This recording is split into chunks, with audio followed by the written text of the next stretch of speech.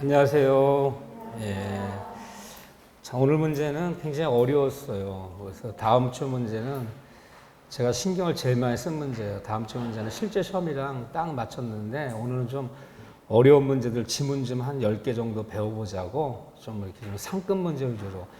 그러면 해설지에는 상급 문제 7문제가 되어 있는데 상급 문제 한 7문제 한 10문제쯤 되고 기본 문제가 쉬운 문제가 7문제가 되어 있는데 그럼 좀 쉬운 문제를 실제 시험에서는 더 줘요. 한 12문제쯤 줘요. 이렇게요. 그래서 실제 시험보다 10점 이상 상향된 문제예요. 그래서 오늘 너무 점수에 연연하지 마시고 제가 오늘 유난히 해설지를 굉장히 길게 썼어요. 해설지를 보고 틀린 것들 이렇게 이제 공부 좀 해보시라고 이렇게 이제 너무 이제 우리가 어느 정도 쉬운 문제들은 좀 진부하잖아요. 그러니까 조금 이렇게 좀 낯선 문장들을 좀 어려운 문장을 가져왔는데 특히나 개혁법 문제 같은 게 좀 어려웠어요. 자, 보시죠. 공부를 한다는 의미가 한무시고 다음 주에 볼 것을 여러분들 시험장에서 만나는 수준이다라고 생각하세요. 이렇게 딱 맞을 거예요. 자, 그렇지만 총칙은 뭐 어려워도 맨날 똑같아요. 총칙은. 자, 1번 문제. 자, 1번 문제가 뭐죠? 읽어보니까 1번 문제는 5표시 무효원칙. 그렇죠? 예. 엑스토지를 매매하기로 을과 합의했으나 계약서는 Y토지라고 잘못 기재한 거. 그러면 정답은 마음과 마음을 합의했던 엑스토지 매매로서는 유효. Y토지는 비록 등기 나더라도 무효.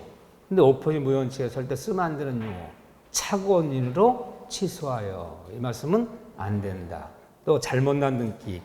설령 엑스토지를 매매놓고 Y토지 등기 냈는데 그 등기부에 이미 Y토지 등기부에 이미 선의의 3자가 이전 등기 받더라도 선의의 3자가 소유권 취득할 수 없다. 무효인 등기 믿고 거래하는 사람 보호받을 수 없다. 맨날 그 질문이에요. 그래서 정답은 몇 번? 1번. 이거는 뭐 답안지 오늘 시험이 어려우니까 기분 나빠서 답안지 안 내신 분들이 많아. 실망하시고 오늘 죄송해요. 너무 실망을 드린 것 같아서. 그렇지만 시험은 냉철하고 잔인한 거예요. 그래서 오늘 어려운 문제들 다 많았는데 어려운 것들 좀 풀어서 또 우리가 한 두 문제 정도 건지면 여기서 만났던 어려운 질문들 두 문제라도 건지면 오늘 또 성공하는 거예요. 자, 정답은 1번이에요.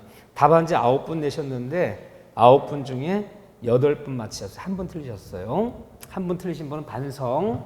남들 맞히는 건 난 왜 틀렸을까? 이렇게요. 자, 어쨌든 1번은 뭐 전형적인 문제니까 어렵지 않았고 이렇게 그래도. 자, 2번 문제 봐볼까요? 네. 불공정한 법률행위, 폭리에 관한 설명 중 옳지 못한 것은 정답은 2번이 틀렸는데 2번이 왜 틀렸나 보다 볼게요. 조금 응용한 거예요.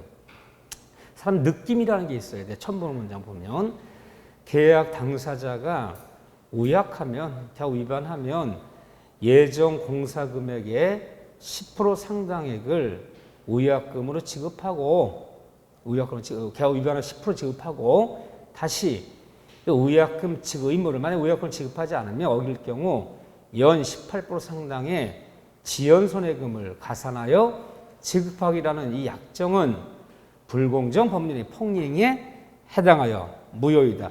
맞을까요? 느낌이 틀릴까요? 틀렸어요. 왜 그러냐면 우리가 일단은 위약금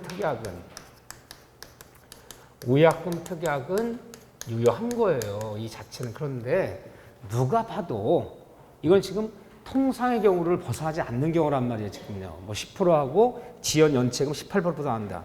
누가 봐도 현저한 위약금 특약. 예를 들면 위반하면 1000% 물어주기로 하고 만약에 물어주지 않으면 지연배상금의 몇십 배를 물어주기로 하자. 1000% 물어준다, 몇십 배다. 이건 누가 봐도 현저한 불균형이지만 통상의 경우에 해당되는 거죠. 이건요. 이건 폭리가 아니다. 느낌을 아셔야 위약금 특약 유효한 거예요. 이런 식 질문이 나왔을 때 30배를 물어주고 이래서 현저한 불균형이 되는 거잖아요. 2번 틀려서 폭리가 아니에요. 그런데 1번이 맞는 질문인데 자, 남편이 구속된 궁박 상태에서 부인이 채권을 포기하기로 했어요. 포기하면 여기 이제 생략된 말이 그거야. 누가 고소고발했는데 고소고발해서 남편이 구속됐는데 고소고발한 사람 찾아갔더니 부인이 찾아갔더니 당신 남편이 우리한테 받을 돈을 포기한다는 이 포기하고 쓰면 고소를 취해주겠다. 그래서 고소를 취했다는 거야. 그런데 그 채권 포기한 게 액수가 컸다는 거죠. 그렇다면 이도 불공정한 법률에 해당한다. 맞는 질문인데 이건 유명한 문장이에요. 근데 다 생각된 말이야. 한마디로 폭리는 계약이 아닌 이게 바로 이 뜻이야. 단독행위에도 폭리는 적용이 있다라는 대표적 문장이 바로 이 문장이에요. 계약에만 폭리가 있는 게 아니다. 궁박 이용해서 현장의 이익을 취해버리면 이것도 폭리다. 권리를 포기한다. 무슨 권리를 포기한다. 나 채권을 포기한다. 권리의 포기는 뭐라 부르는 거? 뭘 포기한다. 그렇죠. 채권의 포기건 소유권의 포기건 점유권의 포기건 저당권의 포기건 권리의 포기는 단독행위야. 단독행위도 상대방의 궁박 이용해서 현저한 불균형적인 행위했다면 단독행위 폭리는 적용된다. 단독행위 폭리 적용된다는 지문은 나오면 항상 1번 지문이에요. 1번 지문 이거 뺏기는 없어요. 판례가. 자, 맞는 지문이에요.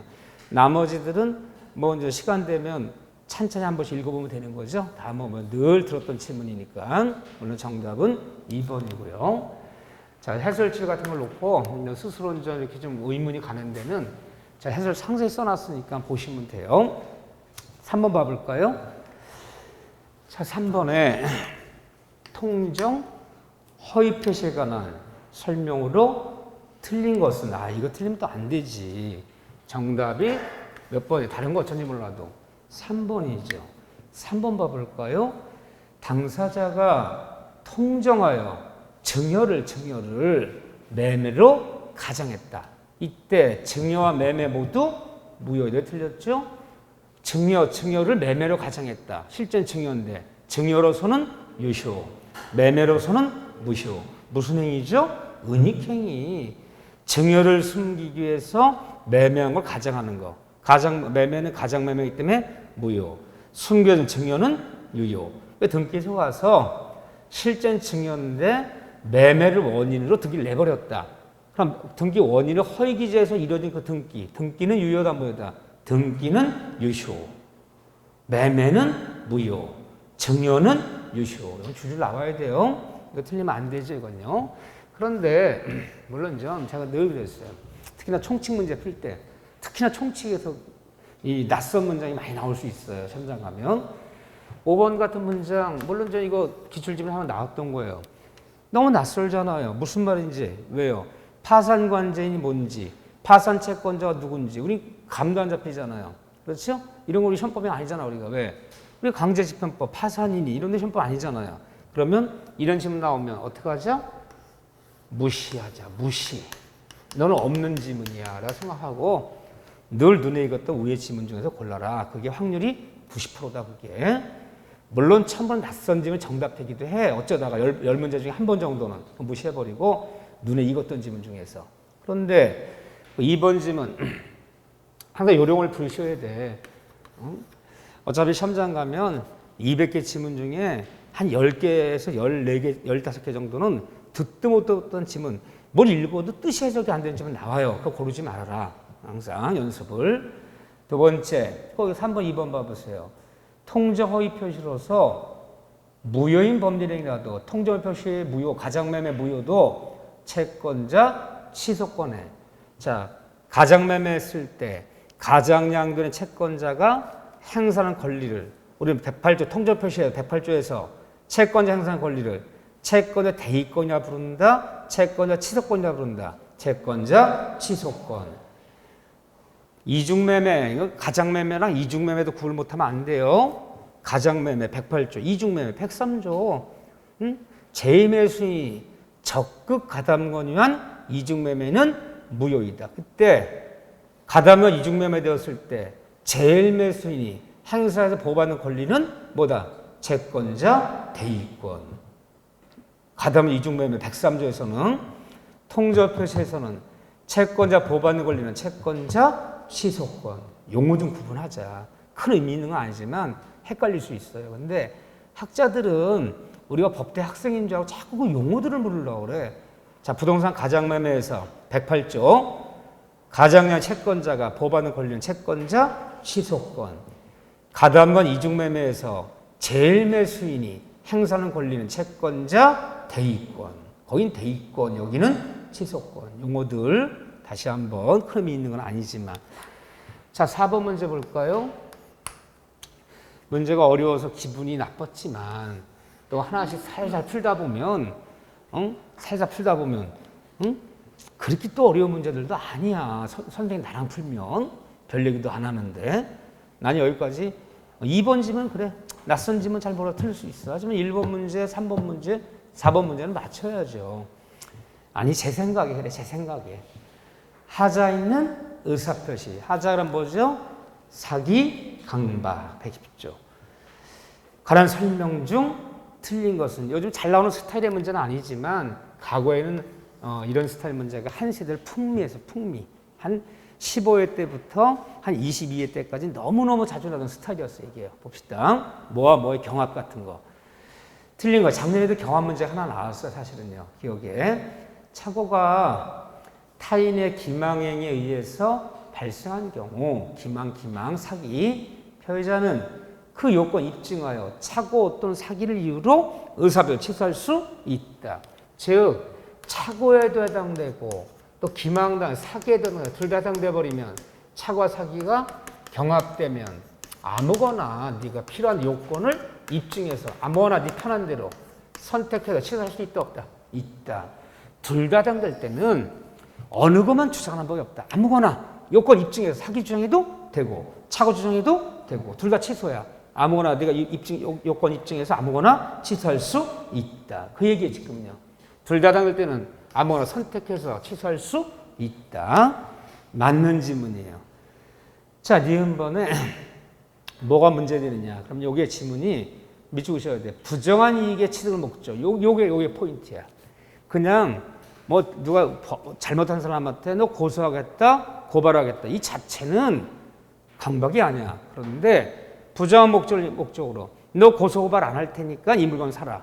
너 고소고발 안 할 테니까 이 계약 맺어야 돼. 이게 부정한 이익을 목적으로 하는 거야. 부정한 이익을 목적으로 하더라도 정당한 권리로서 고소고발은 위법성이 부정되어 강박에 해당하지 않는다. 틀렸어요. 그냥 앞지문이 빠지면요. 빠지면 맞아. 그냥 정당한 권리로서 너 고소하겠다, 고발하겠다는 강박이 될 수 없지만 부정한 목적 취득을 목적으로 그러면 이게 협박이 되는 거야. 요 지문 요거 들어가면 강박이다. 틀린 거 강박이 아닌 거예요. 그 부정한 목적을 취득할 목적으로 요당하면 들어가면 협박이에요. 이건요. 디귿에 보면 기망에 의해서 하자에 있는 물건을 매수한 경우 매수인은 담보 책임만을 주장할 수 있고 사기를 이유로 취소권 행사할 수는 없다. 이것도 경합이 있는데 우리가 사회생활할 때 사기에도 해당되고 이 사기당해서 하자 있는 물건을 내가 매입한 거야. 근데 갖고 와봤더니 아주 형편없는 물건이야. 사기에 해당되고 매도인의 하자 있는 목적을 매매해버리면 담보 책임이 또 해당돼. 둘 다 해당되면 이것도 경합이 벌어지면 뭐예요? 이것도 선택이에요. 아무거나 이것도 해도 되고 이것도 되고. 근데 이것뿐 아니에요. 또 다른 질문이 나올 수 있어. 작년에 질문 나왔던 질문이요. 오늘 판례 바뀌어갖고. 자, 사회생활 할 때 착오에도 해당되고 착오. 내가 중고 무슨 기계를 하나 사는데 착각이 있어서 중량을 하자를 못 봤어. 엔진이 고장난 걸 내가 못 봤어요. 엔진의 금이감을 못 봤어.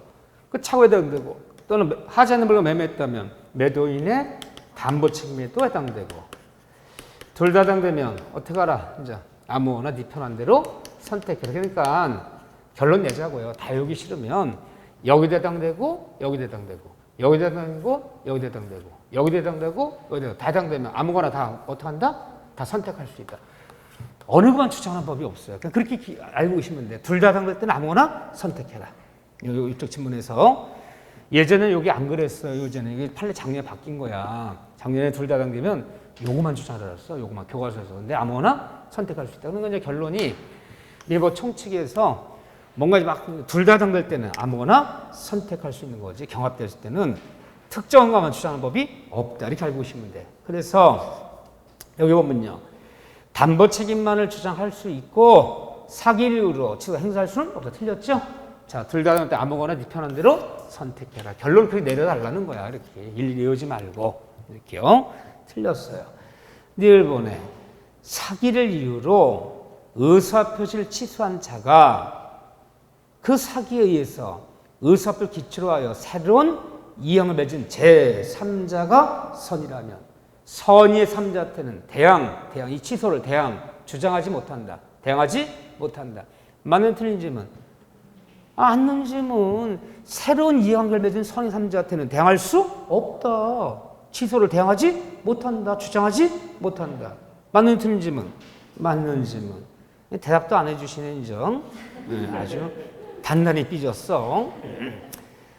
자, 그래서 틀린 것은 니은, 디귿이에요. 혹시 다 걸러놓고 기억, 니을 고르신 분, 4번 고르신 분, 큰일 나는 거예요. 그래서 여러분들이 시험장 오면 가면 박스형 문제를 적어도 4문제, 많으면 6문제까지 만날 수 있어요. 4-5문제. 박스형 문제를 자주 내는 편이야. 그러면 항상 박스형 문제는 다 골라놓고 나서 맞는 건지 틀린지 다시 한번 확인해 줘야 돼. 안 그러면 한 문제 정도는 하도 마음이 바쁘니까 실수할 수 있다. 여기서는 틀린 거 고른 거니까 정답은 2번이에요. 2번. 자, 이거는 3번 문제는 9분이 내신 분 다 맞았어. 3번 100% 맞았는데 4번 문제는 좀 낯선 문제가 있는 건 반이야. 50%에 50%. 여러분들이 이거 하나만 더 기억하면 돼. 둘 다 될 때는 아무 선택까지. 뭐만 주장하는 법이 없다는 거. 그거 하나만 기억하셔요. 하나만. 또 그냥 고소고발한다는 건 강박이 될 수 없지만 부정한 목적을 취득으로 할 때는 협박이 된다는 거. 그 질문 하나. 그리고 챙기는 거야. 이렇게. 자, 그런 다음에 5번 문제 볼까요? 5번 문제 참 어려운 문제인데 내가 볼 땐 참 굉장히 어려운 문제야. 또 5번은 또 답안지 내신 분 중에 또 한 번 틀리고 다 맞았어요. 8분이. 자, 5번 하나 또 기억하셔야죠. 이건 기출지문이야. 기출문제. 28회 때 30회 때인가? 2년 전 기출문제일 거예요. 갑은 자신의 토지를 매도하기 위해서 을에게 대리권을 수여했다. 다음 설명 중 틀린 것은 이거 그래서 자주 내준 문제는 아니었는데 1번이 틀리나. 대리인을이 법원으로부터 한정 후견 개시 선고를 받아버리면 대리권은 소멸한다, 소멸치 않는다. 소멸치 않아. 이게 틀린 거예요. 대리권 소멸 사유는 4가지야. 제 117조에 보면 저희 해설제 있잖아요. 본인의 사망, 대리인 자신, 이 대리인이 법정 대리건 임의 대리건 논할 거 없어. 대리인 자신의 사망, 대리인의 파산 선고, 파산 선고, 법원으로부터 한정이 아니라 그냥 성년, 후견, 개시 선고. 옛날에 이거 뭐라 그랬냐? 이거를 금치산 선고라고 해요. 금치산. 이거 금치산 선고. 이 금치산 선고 하는 사람은 치매를 했다 보시면 치매. 근데 이 한정치산은 정신이 오락가락 하는 사람이야. 응? 이 선고 받을 때는 소멸하지만 한정은 소멸이 아니야. 근데 이렇게까지 디테일하게 낼 필요는 없는데 우리 이 능력 파트 시험범위 아니기 때문에 뭐 한정이 뭔지 성년이 뭔지 뭐 이런 거 안 배우잖아. 그래도 어쨌든 본인의 사망, 대리인의 사망, 대리인의 파산, 대리인의 성년, 후견 선고지. 한정자 붙으면 대리 소멸 사유가 아니다. 1번이 틀렸어요. 그런데 3번에 보면 3번 보세요. 갑이 을에게 대리권을 수여했어요. 문제가. 그 을은 임의 대리인이에요? 법정 대리인이에요? 임의 대리인이지. 본인의 의사에 따라서 본인이 수여했잖아요. 그 임의 대리권 소멸 사유에는 3번이 들어가요. 갑은 대리권 중 갑은 3번에 특별한 사정이 없는 한 언제든지 을에 대한 수권행위를 처리할 수 있다. 그러면 이 네 가지요. 본인의 사망, 대리인의 사망, 대리인의 파상, 대리인의 성년, 후견의 선고는 이 네 가지 일이 벌어지면 법정대리 임의 대리고 모든 대리권 다 소멸하는 거야. 이건요. 임의 대리, 법정 대리의 공통적 소멸 사유예요. 근데 여기 이제 이게 127조인데 이게 128조에 뭐가 나와요? 법조문에 임의 대리권만의 소멸사가 나와. 임의 대리는 이 네 가지에 본인이 대리인에게 수권행위, 대리권을 철회해봐. 수권행위의 철회. 그런데 법정 대리권은 철회한다는 말이 있는 거 없는 거예요. 미성년자 그래 부모한테 오더니 부모님 법정 대리권 오늘 철회합니다. 아주 밥을 굶겨야 돼 아주 그냥. 법정 대하지 마세요. 법정 내 철회란 말이 없어. 임의 대리권은 본인이 철회해버리면 대리하지 마세요. 소멸하는 거지. 또 하나는 본인과 임의 대리권 전에 본인과 이 대리인 간에 원인된 이 법률 관계가 종료되면 자, 이 사람 자재부장이야. 내가 자재부장한테 너 자재를 판매하고 구매할 때 1차 대리권 줄 테니까 네가 알아서 판단 내 이름으로 다 내 친밀 대리권 줬어. 근데 이번에 사표 쓰고 나갔어요. 그럼 나와 이제 고용관계가 종료되면 자재간의 대리권 어떻게 되는 거야? 자동으로 소멸해야지. 그러면 이거는 이 두 가지는 어디에만 소멸사유예요? 임의 대리만. 그럼 임의 대리는 몇 가지로 소멸해요? 6가지. 이 네 가지 공통점에 더 추가. 법정 대리는 4가지로만 소멸해요. 그런데 이거 임의 대리권이잖아. 본인이 갑이 의뢰했다 대리권을 수행했다면 3의 갑은 언제든지 수권행위를 뭐 할 수 있다? 처리할 수 있다. 논할 거 없는 거죠? 네, 그 정도 봐주시고. 자, 6번 문제 볼까요? 자, 6번 정도 문제 맞히면 사실은 시험은 붙는 거예요. 붙는 데는 전혀 지장이 없어요. 얼마나 숱하게 반복을 했습니까? 계약의 무건대리. 자, 읽는 속도로 정답이 나와야 돼. 자, 기억부터 볼까요? 무건대리행위에 상대방이 계약 당시 무건대림을 알았다. 상대방이 알았다 뭐죠? 악의 경우에는 자신의 의사표시를 철회할 수 없다. 철회는 누구만 된다? 선의. 최고는요? 둘 다 선의 악의 모두. 근데 철회는 선의만. 악의는 철회할 수 없다. 맞는 질문. 니은번에 무건대리행위에 대해서 본인이 추인하면 무건대리행 처음부터 뭐가 있다? 추인하면 소고표. 처음부터 이제는 유효한 대리가 된다. 맞으세요? 맞아요. 처음부터 소고표. 무건대리 추인은 소고표. 디귿에 대리 권한도 없이 타인의 부동산을 매도한 차가 그 부동산을 상속받아 버렸다. 무건대리 사고 쳤는데 본인이 사망하면서 무건대리 본인을 상속받아 버리면 지그한 무건대리 계약은 어떻게 되는 거냐? 자동으로 유예지기 때문에 상속받은 입장에서 자기가 한 행위를 말소해달라 요구하는 것은 인간의 신의칙상 허용될 수 없다. 신의칙 무건대리 본인을 상속받은 경우 맞는 질문. 1번에 무건대리행위의 상대방이 계약 당시 무건대리면 안 경우에도 악인 경우에도 확답은 최고할 수 있다 없다? 있다. 최고는 악의도 가능하다. 없다 틀렸네요. 그러니까 맞는 질문은요. 기억, 니은, 디귿. 자, 요 문제 이 정도 문제 맞히면 다 여러분들 점수는 70점 언저리 가 있는 거야 지금. 70점 정도 가 있는 거예요. 오케이. 자, 그런 다음에 물론 1번이야. 다 해설지 보고 좀 이해가 안 되신 분들은 뭐 이해 문제가 아니라 익혀주는 문제죠. 자, 7번 보세요. 무효와 치세에 관한 다음 설명 중 옳지 않은 것은 이거 틀리면 뭐다? 접신물을 돌리자. 접신물을. 어떤 분 접신물 돌릴 때 마시라는 줄 알아요. 접신물. 네, 몇 번이건 속이는 문장이 이거잖아요. 3번 볼까요? 당사자가 무효임을 알고서 추인한 때는. 자, 추인은 무건대리의 추인, 무효행위의 추인, 치생의 추인은 이것이 무건대리임을, 이것이 무효임을, 이것이 치설생인 본인이 알고 해야 돼요? 모르고 해도 추인이에요. 야, 이거 무건대리임을, 이것이 무효임을, 이거 치사생 본인이 모르면서 했어. 모르면서 하면 추인이 아니에요. 추인이 아니에요. 추인은 알고서 해야 돼. 알고서 추인해야 돼. 다만 추인 중에 뭐 많으냐? 추인 4가지 중에 법정 추인이에요. 법정 추인은 알던 모르고 한 것도 관계없다.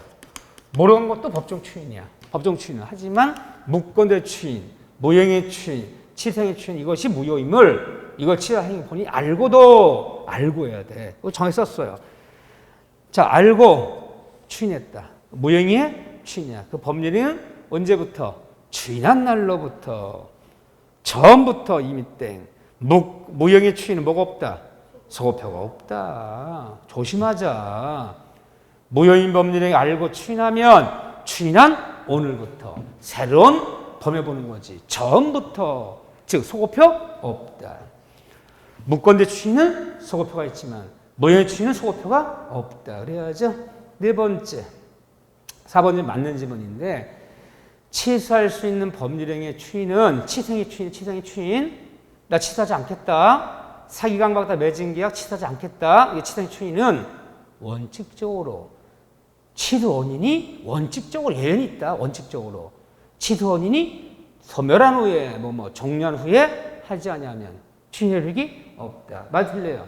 맞아요. 모든 추인은 무건대 추인, 무형의 추인, 치생의 추인, 법정 추인까지도 뭐만 후에, 종료한 후에, 벗어난 후에, 후회했을 것. 아무 때나 추인하는 게 아니에요. 뭐만 후에, 종료한 후에, 벗어난 후에, 소멸한 후에. 그래 추인이야. 법정 추인까지도. 그런데 누구 한 명만은 얘기해요. 누구 한 명만은. 단 법정 대리인. 법정 대리인만은 미성년자가 아직 성년이 되기 전이라도 법정 대리인만은 뭐 할 수 있다? 추인할 수 있다. 법정 대리인만은 추인식에 제한이 없지만 모든 추인은 뭐뭐한 후에. 후회했을 것. 이해되시죠?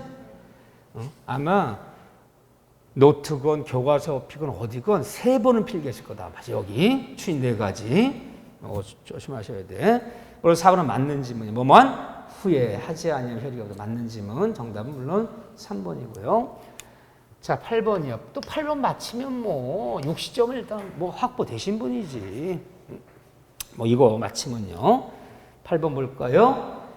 미성년자 갑은 자신의 부동산을 법정대리 의뢰 동의도 없이 병에게 매각했어. 미성년자 갑이 법정대리 의뢰예요. 상대방이 병이에요. 병은 다시 이 부동산을 정에게 또 매매했어. 우리는 정 같은 사람을 뭐라 불러? 제3자. 병은 상대방. 그런데 갑이 아직 미성년자인데 다음 중 누가 취소권자냐? 누구한테 취소할 거냐? 일단 이 경우에 취소권자는 누구예요?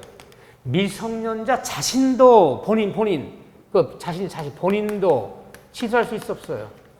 있어요. 취소는 제사, 강착 4가지 제한 능력, 사기, 강박, 착오 일으킨 본인. 또 미성년자 같으면 본인 또는 본인의 뭐예요? 대리인, 법정 대리인. 법정 대리인 누구예요? 법정 대리인이 누구에게? 취소는 누구에게? 상대방 142조에 취소는 누구에게? 최초의 상대방 병에게만 취소하는 것이지. 다시 넘어간 정한테 쫓아가서 취소하는 거 아니다. 취소한다 여기서 하면 누구에게만? 최초의 상대방에게만. 정답 몇 번이에요? 2번. 본인 또는 법정대리인 또는 승계인. 승계인은 없잖아요. 매수인은 없잖아요. 본인 또는 법정대리인 누구? 최초의 상대방. 누구에게? 을에게. 정답은 몇 번? 2번. 2번이죠? 이런 문제들은 생각보다 유명한 문제. 이거는 자주 나왔던 문제들 그전에는 간단하지만 취소를 가장 잘 설명하고 있는 문제예요. 이런 거. 자, 2번이고요. 9번 볼까요? 자, 9번 보시면 조건에 관한 설명 중 옳은 것은 물론 정답은 5번이에요. 5번. 150조에 반신이행위 한번 읽어드릴게요. 이거 법조문이잖아. 5번에 자주 나온 질문 아니지만 또 아주 안 나온 질문도 아니죠. 어느 조건 성취로 조건이 이루어지면 이익을 받을 사람이 조건이 성취되면 이익을 받을 사람이 인간의 신의 측에 반해서 조건을 성취시켰을 때는 상대방은 뭐한 거로? 반대로 성취하지 아니한 것으로 상대방은 뭐 할 수 있다? 주장할 수 있다. 이것이 인간의 뭐다? 신이치. 어떤 사람이 신이치 위반하면 상대방은 반대로 주장할 수 있다. 반신이행위. 맞는 질문. 그런데 정답 5번인데 1번이 왜 틀렸을까요? 당사자는 조건 성취 효력을 성취전으로는 소급하게 할 수는 없다.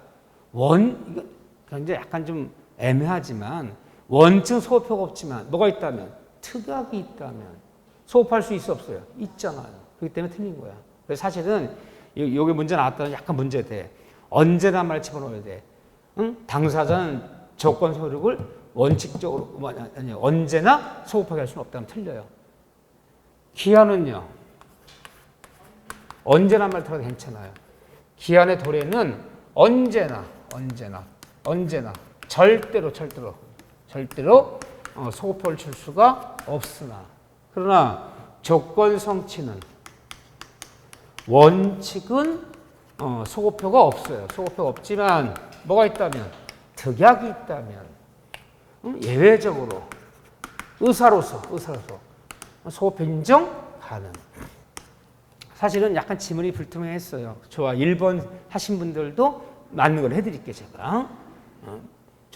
위로 좀 받으세요. 네. 사실은 약간 애매하긴 했어. 조금 지문을 정확히 해줬어야 되는데 조건 성취 원칙은 소급효 없지만 특약이 있다면 의사가 있다면 소급효 인정할 수 있다. 그래서 언제나 말 집어넣는 게 틀린 건데 여기는 언제나 말 들어도 맞아. 언제나 소급효 없어요. 기한은 특약도 안 되니까. 하지만 조건은 특약으로 소급효 인정할 수 있다. 약간 애매했어요. 지문이. 저 1번 고르신 분들도 맞는 걸 해드릴게. 그렇지만 3번 고른 분들은 용서할 수 없어. 그렇지만 왜 틀렸나 보고 3번이요. 법률행위에 부과된 조건이 범행 당시 이미 성취할 수 없는 것. 이미 성취 못하는 조건이 뭐죠? 불능 조건. 불정무, 불해유. 근데 뭐예요? 불해무. 틀렸죠? 불해유 그래야죠. 불정무, 불해유. 이걸 외우셔야죠. 기정유, 불정무. 자, 정답은 물론 5번이었고요. 이거 100% 맞았어. 그래도 내신 분들은 역시.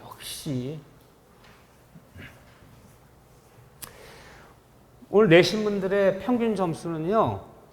59.72, 60점이었어요. 그리고 오늘 최고 점수는 77점 맞은 분이 계세요. 77.5 맞은 분이 계셔요. 그러면 77.5 맞으면 몇 개 틀렸다는 거예요, 이거? 9개 틀렸다는 건가요? 그렇죠? 예. 8개 틀리면 80점이니까 9개 틀리셨네. 잘하셨네. 잘하시는 분이네, 아주. 뭐, 이 정도 분이면 뭐, 실제 시험에서 이분은 거의 뭐, 90점대 가까이 나올 거예요. 예. 자, 보시죠. 10번 봐보세요, 10번. 10번에. 물건에 관한 다음 설명 중 옳은 것은 몇 번? 옳은 것은 2번. 경매에 의한 부동산 물건 취득은 뭐 하지 않는다? 등기를 하지 않는다. 경락대금 완납 시에. 상속, 판결, 경매, 공인수. 그런데 2번은 맞는데 3번이 왜 틀렸나 볼까요? 법조문이야. 이거는 법조문 그대로야. 법조 191조 법조문이야 이게. 그렇지만 한번 읽어드릴게요. 법조문이 참 어려워. 동일한 물건에 대한 소유권과 다른 물건, 이게 법조문이에요. 소유권과 다른 물건이. 그러니까 소유권을 제한 다른 물건이 뭐예요? 소유권이 아닌 다른 물건은 제한 물건이야. 점유권이야 뭐 특수 물건이니까. 소유권이 아닌 다른 물건은 제한 물건이야. 우리가 본권을 분류할 때 본권, 소유권, 제한 물건. 소유권 이외에 다른 물건, 제한 물건. 그럼 소유권과 제한 물건이 동일한 사람에게 기속된 때는 그 다른 물건, 제한 물건이 제3자 권리가 목적이 된 때에도 소멸한다. 왜 틀렸어요? 3자 권리 목적이 된 때 소멸하면 안 되지. 이게 소멸해버리면 3자 권리도 날아가니까. 이게 타인의 권리 해칠 때잖아. 그래서 그 지상권이, 전세권이 다시 저당 잡혔다면 이 지상권 전세권자가 소유 취득하더라도 소멸치 않아요. 소멸해버리면 제3자, 그 저당 잡힌 권리 날아가니까. 따라서 이때는 타인의 권리에 해치기 때문에 소멸치 않는다. 제한 물권이 다른 사람의 권리의 목적이 된 때는 그 제한 물권자가 소유권을 취득하더라도 소멸하지 않는다. 남의 권리, 삼자 권리 해치기 때문에 남의 권리 날아가잖아요. 그 얘기죠? 이 얘기. 맞는 질문이에요. 4번, 5번은 신경 쓰지 마셔. 저는 동산 얘기는 철저하게 배제한 거야. 뭐 점유개정이 어떻고 간인도가 어떻고 선의취득이 어떻고 습득 발견이 어떻고 동산 얘기는 잊으셔. 고르지도 마셔. 물론 동산 얘기도 뭐 선의취득이 뭐 점유개정 이렇게 묻는 게 나올 수는 있어. 10년에 한 번. 10년에 한 번. 이제는요. 10년에 한 번 나오는 것까지 신경 쓰지 말자. 우리. 몇 년에 한 번 나오는 것까지만 챙기자. 자, 정답 물론 2번이에요. 자, 11번 볼까요? 법률행위에 의하지 않은 부동산 물권 변동에 관한 설명으로 틀린 것은 정답 몇 번? 2번. 2번 왜 틀렸나요? 이행 판결은 부동산 물권 변동 시기는 판결시예요? 등기시예요? 등기시예요. 형성 판결은 언제? 판결시에. 이행 판결은 등기시에. 2번은 말이 안 되죠. 자, 틀렸죠. 나머지 뭐 읽을 것도 없죠. 그래서 우리가 등기 문제가 저는 무조건 2문제는 나와. 근데 마이너스 3문제도 나와. 4문제 나오게 돼 있어. 어느 해는 미쳤어. 이게 등기법 푸는 건지 민법 푸는 등기 문제 4문제 나와서 차례로 이렇게 어느 해 기출 문제는 몇 년 안 됐는데 보통 2-3문제 나오는데 한 문제는 186조, 187조야. 등기해야 되는 거, 등기 안 해야 되는 거. 이거 틀리면 안 되지 절대. 이거는 뭐 다른 거 어떤지 몰라도. 자, 12번 보세요. 12번. 물권적 청구권에 관한 다음 설명 중 틀린 것은 정답은 3번이에요. 3번이 왜 틀렸나 볼까요? 점유권에 기인한 물권 청구권과 다른 말로 우리는 점유권에 기인한 물권 청구권 뭐라 불러? 다른 말로 점유 보호 청구권과 본권에 기인한 물권 청구권은 두 가지가 동시에 성립할 수 있다 없다? 있다. 나 소유권도 있고 점유권도 있어. 뭐 행사해야 돼? 둘 다 행사할 수 있어. 나 지상권자야. 남의 땅 이제 30년 설정해서 쓰는 지상권자야. 누가 토지를 막 침해해. 그럼 난 지상권에 기해서 물건 행사되지만 동시에 또 내가 지상권자 점유하고 있다면 침해하면 점유권에 기해서도 행사할 수 있어. 이 둘 다 있을 때는 아무거나 행사할 수 있다. 없다 그랬잖아. 틀렸잖아요. 그런데 그 4번 보면요. 물건 청구권, 문제 물건 청구권이에요. 4번 보면 상대방의 기책 사유는 상대방이 현재 침해자, 현재 점유자, 현재 침해자의 기책 사유, 고의과실 여부는 기책 사유 잘못 쓴 고의과실 여부는 물건 청구권의 요건이다, 요건이 아니다. 요건이 아니다. 요건이 아니기 때문에 현재 점유자가 현재 남의 부동산을 침해한 점유자가 고의, 과실이 있었느냐, 선의 그리고 무과실이냐는 이것은 논할 필요 있다, 논할 필요 없다. 다 논할 필요가 없어. 고의과실이 여기 논할 필요 없고 이거 논할 필요 없어. 무조건 고의과실이 없더라도 선의 무과실이라도 물권자는 쫓아가서 행사할 수 있다 없다 가능하기 때문에 현재 점유자가 침해자에게 고의과실이 있었느냐, 기책사유가 있었느냐, 선의 무과실이라는 논할 필요 없다. 요건이 아니다. 비판하는 거예요. 맞는 질문. 5번에 물권 청구권과 불법 행위로 하는 손해청구권은 두 가지는 동시에 성립할 수 있어 없어요? 있자. 목적을 반환 및 손해배상, 결과 제거 및 손해 둘 다 물을 수 있다. 다만 둘 다 성립할 수 있고 둘 다 물을 수 있지만 물권 청구권 행사하고 목적을 반환받고 결과 제거시키고 그리고 손해 물을 수 있지만 그 손해 물으려면 손해 요건은 갖춰줘야 돼. 손해상 물으려면 요건을 갖춰줘야 돼. 뭐 손해가 발생했을 것, 고의과실이 있을 것, 뭐 이런 요건 갖춰줘야 돼. 둘 다 물을 수 있다. 동시에 성립할 수 있다. 맞는 질문이죠. 정답은 3번이 틀렸고요. 12번에.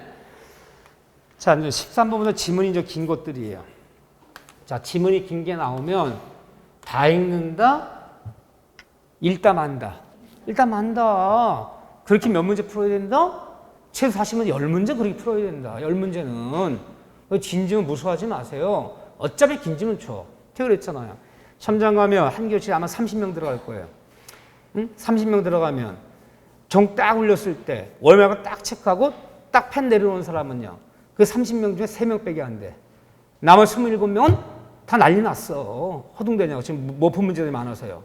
한반도 시간 부재 걸리게 돼 있어. 근데 그 시간 부재 걸리게 만드는 것은 시험을 출제하는 객관 시험의 속성이 아니에요.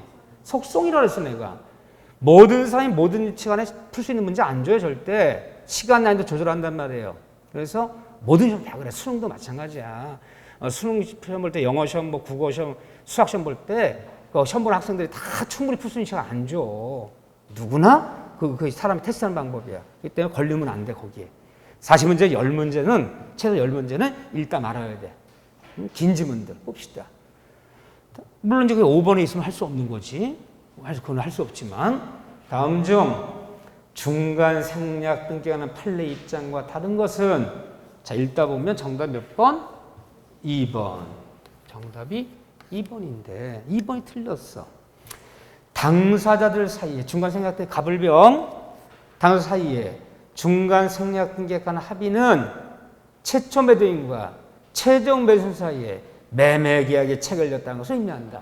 3자 전 합의가 있다고 해서 최초 매도인과 최종 매수인 간에 매매가 체결된 뜻은 아니다. 응? 다만 직접 청구했을 뿐이지 그렇다고 해서 직접 체결됐다면 중간자가 중간 매도인이 최초 매도에 대금지고 의무 같은 건 없는 거죠. 그래서 3자 전원 합의가 있어서 최종 매수인이 최초 매도인에게 직접 등기를 청구할 수 있다고 해서 합의가 있었다고 최초 매도인과 최종 매수인 간에 매매가 성립됐다는 뜻은 아니다 그래야죠. 의미한다 틀렸네요. 네.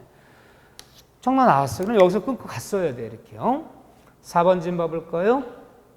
맞는 질문인데 당사들 사이에 중간 생략 등기에 관한 합의가 있다고 해요. 합의가 있었어요. 그렇다고 해서 중간 매수인이 불러도 되고 중간 매도인이 불러도 괜찮아. 응? 물 볼 때 중간 중간 매수인이 중간 매도인이 괜찮아요. 어떻게 보면 중간자만 들어가면 돼. 전혀 합의가 있었다고 해서 중간 매수인이 최초 매도인에게 소유권 이전 의청권이 소멸됐다거나 최초 매도인이 그 중간 매수인에 대해서 이전 의무가 소멸한 것은 아니기 때문에 합의가 있었다면 어떻게 된가? 합의가 있었다면 전원에 합의가 있었다면 얘가 이때 등기를 청구할 수 있다고 해서 얘 등기청권을 소멸한다? 소멸치 않는다? 소멸치 않는 거야. 얘도 있고 얘도 있어. 또 미리 전매에서 얘가 점유를 상실한 지 10년이 지났더라도 이 등기청권은 소멸치 걸린다 안 걸린다? 안 걸려요. 미리 전매에서 중간 매도인이 점유를 상실했다고 해서 소멸시효는 진행하지 않기 때문에 최종 매수인과 중간 매수인과 최초 매도인에게 10년 아니라 20년 지나도 등기 청구할 수 있다. 소멸시효가 걸리지는 않는다. 하지만 얘가 합의가 있다면 직접, 합의가 없다면 얘를 대의해서 이 등기 청구권은 채권적이다, 물권적 청구권이다. 채권적 청구권이지. 물권적은 아니야.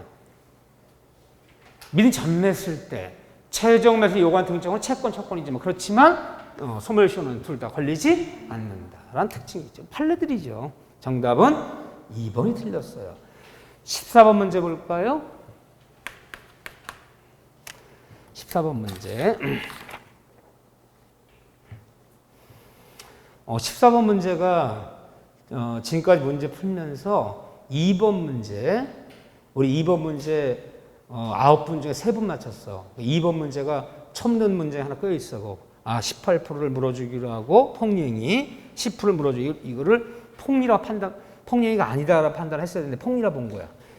그거랑 요 문제 제일 많이 틀렸어. 14번 문제. 아니 14번 문제를 왜 틀릴까? 물론 14번 문제 저는 수업 시간에 내 가등기에 대해서 자세히 설명하지는 않았어요. 하지만 등기 관련되는 문제는 표제부 갑굴고 등기의 종류, 변경된 말씀기 무슨 말세복 등기 무슨 등기의 종류 또는 등기 유효권 이런 것들은 제가 수업하지 않아요. 뭐 이중 보존 느끼 이런 거. 그렇지만 가등기 정도는 이 정도는 그래도 알아야 되지 않나? 이걸 이렇게 많이 틀리지? 자 볼까요? 가등기에 관한 설명 중 판례 입장으로 옳은 것은 옳은 거. 자 1번에 순위 보존의 대상. 원래 가등기는 순위를 보존하기 위해서. 가등기 자체는 실제 보존 효력은 없어요. 본등기가 전까지는 순위 보존 효력이 있어. 근데 순위 보존의 대상이 되는 물권 변동의 그 청구권을 이를 양도했다. 양도한 경우에는 양도인과 양수인이 공동 신청으로 그 가등기상의 권리를 이전 등기를 가등기나 부기등기로 양도해서 가등기도 양도했다면 남한테 야 가등기 너 가져라야 양도했다면 가등기도 부기등기로 이전 등기 해줄 수 있다 없다? 있다. 가등기도 허용하고 가등기도 부기등기로 이전 등기 할 수 있다. 다만 이전 등기 할 때는 부기등기를 해줘야 돼. 왜? 순위 유지하면서 가기 때문에. 그래서 가등기도 남한테 양도했다면 양도한 사람과 양수받은 사람이 공동으로 가서 가등기도 부기등기로 이전 등기 신청할 수 있다. 맞는 틀린 질문? 맞는 질문. 가등기도 부기등기로 이전 등기 할 수 있다. 맞아요. 가등기도 양도전이 되니까. 맞는 질문이야. 2번 틀렸어요. 왜 틀렸나요? 가등기 후에 제3자에게 소유권 이전 등기가 본등기가 넘어갔다면 이 가등기 잡은 사람은 이 3자를 상대로 본 청구해야 된다. 맞아 틀려요? 틀렸어요. 누구한테 본등기 청구해요? 그렇죠. 나의 가등기 잡아준 전 사람 양도인이지. 현재 3자는 직권 말소의 대상이 될 뿐이지 3자가 본등기 청구 대상이 될 수가 없지요. 왜요? 왜 없는 거야? 이 얘기잖아 지금요. 등기를 그리면 청구권을 순위를 보존하기 2번 소유권 이전 청구 가등기 을이 잡았어. 근데 가등기 넘어가면 얘 본등기가 넘어갔어. 병한테. 얘 본등기 들려. 누가 해요? 아 얘한테 청구해야지. 이 3자 얘한테 등청할 수 없잖아. 응? 얘한테 청구해야지.